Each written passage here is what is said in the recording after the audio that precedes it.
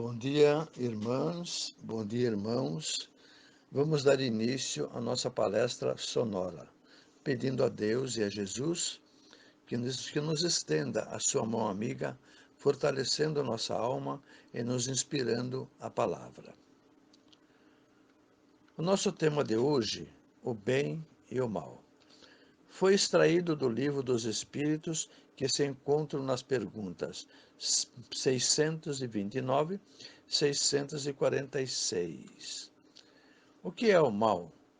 Nos dicionários nós vemos a seguinte definição: o mal é o contrário da lei moral. O mal é o contrário do bem. Este tema foi muito discutido ao longo dos séculos pelos filósofos que queriam resolver a questão, o problema do mal. Poderíamos dizer que o mal é a causa da infelicidade, da miséria, da doença, da tristeza, da revolta, da decepção, da inimizade, da guerra, etc. Também temos os adjetivos mal e bom, sendo um contrário do outro. Então há coisas boas e coisas más.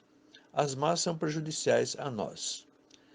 São nocivas, promovem tristezas, enquanto as coisas boas são agradáveis e fazem bem à nossa vida, elas promovem a alegria de viver. Mas o mal seria uma substância, algo que existe na natureza produzindo as infelicidades? Podemos dizer que o mal é substantivo abstrato. Que é um substantivo abstrato? Aquele que designa as coisas que, não, que dependem sempre de um agente. Depende, por exemplo, a saudade. Depende de que alguém sinta saudade. O amor. Depende de que alguém sinta amor. Vontade. A mesma coisa. Depende sempre de um agente para produzi-lo. Não existe por si só. Mesmo Santo Agostinho, que inicialmente se referia em sua tese que o mal era a substância que induzia as pessoas ao erro, mais tarde mudou sua forma de pensar. Ora, se depende de um agente, então ele se encontra na liberdade de escolha das almas, isto é o livre-arbítrio. Temos, naturalmente, o poder de escolher entre o bem e o mal.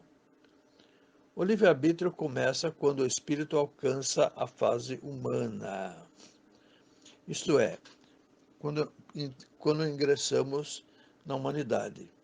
Nessa passagem, lhe é concedido o pensamento contínuo, o discernimento, o livre-arbítrio e também a responsabilidade por seus atos. O primitivo, isto é, o ser primitivo, o homem primitivo, para sobreviver, tem que agir muitas vezes agredindo, porque está sob a influência dos instintos provenientes da fase animal. A agressão é o mal, principalmente para a vítima, mas a sua responsabilidade, aqui daquele que agride, está em escolher agredir ou somente se defender sem agressão. O problema do mal não se encontra no instinto de sobrevivência, que é da natureza do ser, porém, do excesso na satisfação das necessidades. A vida nos apresenta uma série de necessidades básicas, porém, a mente humana cria outras necessidades que residem no relacionamento humano. A ambição tida como um mal, na verdade, é natural, porque está na lei do progresso. Mas a ambição desmedida, com desprezo aos direitos do semelhante, então é um mal. A vaidade, também tida como mal, começa na necessidade de otimizar a beleza física e a beleza do caráter, em busca da aceitação por sua comunidade. Precisamos ser aceitos, e para sermos aceitos, nós procuramos então embelezar nosso caráter e embelezar também a nossa forma física. Mas se procurarmos depreciar o próximo para parecermos melhor, então esta vaidade é o mal. A inveja. A inveja começa na comparação com aquilo que possuímos em relação com as posses do próximo. Desejamos também aquilo que o próximo deseja. Porém, desejarmos também obter as posses como as do próximo é lícito. O mal é desejarmos as posses do próximo, é queremos subtrair-lhe as posses. Esse tipo de inveja é o mal. Muitas vezes, para elogiar alguém, dizemos: invejo a sua capacidade. É apenas um elogio. Não se trata de subtrair a capacidade do próximo. Então, como vemos, o vocábulo inveja pode ter várias interpretações. Quando o próximo tem riquezas que não podemos ter, não precisamos odiá-lo e nem tentar subtrair aquilo. Não devemos odiá-lo por isso e até mesmo procurar prejudicá-lo se tivermos oportunidade. Se agimos assim, então a inveja é o mal. Uma das muitas definições do mal é aquela que diz: o mal é agir contra as leis de Deus. Moisés. Moisés nos revelou no sinal as leis de Deus. 3 delas referem-se ao relacionamento com a divindade: o respeito a Deus, a louvação a Deus, a sacralização de um dia, o sábado.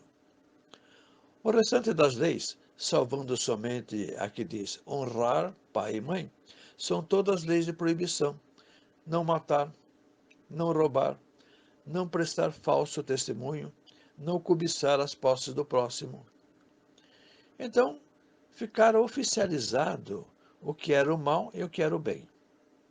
Mas, desde que a humanidade ganhara a capacidade de pensar, raciocinar e ter consciência dos erros praticados, o mal já se revelava nas atitudes humanas. Então, a lei de Deus estava incutida na mente humana muito antes de Moisés. Quando fomos criados, essa lei já estava incutida em nós. As leis de Moisés previam castigo para quem desobedecesse. Então, a prática do bem era de evitar o mal, temendo o castigo. Jesus, a mensagem de Jesus é diferente. São, na verdade, as mesmas leis de Moisés, porém, com interpretação muito diferente. Jesus resume todas as leis em apenas 2: amar a Deus e amar o próximo. Ora, quem ama a Deus não desrespeita suas leis, não por medo de castigo, porém por amor à divindade. Louva a Deus, não somente de lábios, porém agindo em consonância ao amor. O bem é a indulgência, a capacidade de compreender o próximo, conhecer suas limitações, suas reações, seu pouco alcance moral e, ao invés de desejar-lhe castigo, ofertar-lhe orientação para que altere sua rota com destino ao bem. O bem é humildade, virtude contrária ao orgulho. O bem é o desapego, que não se trata de desprezo às posses, porém não ser escravo delas. O bem é conhecer-se a si mesmo, para interessar-se em reformar o caráter. O bem é a fraternidade que encontramos na generosidade, no compartilhamento, na solidariedade. São esses os componentes da caridade que Emmanuel define como o amor na ação. A caridade reside em tudo o que fizermos, sob a aura do amor. A caridade pode e deve ser praticada na família, na amizade, na escola, na profissão, no templo, começando com o pensamento e irradiando as ondas do bem. Na família, a aura de amor, respeito e responsabilidade, no tratamento fraterno com os componentes, no apoio, na orientação, no apreço. Na amizade, a lealdade, a honestidade, o compartilhamento, a sinceridade, o apoio, a amabilidade, a compreensão, a busca pelo entendimento. Na escola, a caridade por parte dos mestres está na dedicação, no entendimento com a limitação de certos alunos, no interesse real de ensinar e não somente em dar aulas. Na profissão, há campo imenso para a caridade. Na honestidade e lealdade com o empregador, na honestidade do empregador com os funcionários, no amor ao trabalho, na busca em sempre fazer o melhor, na atitude de fazer além do que lhe é exigido.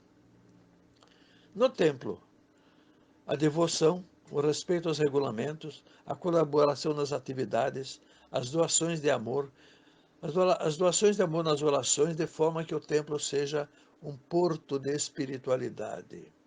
O bem se inicia em nosso pensamento, alinhado com o ensino de Jesus. Pensar bem é fazer o bem.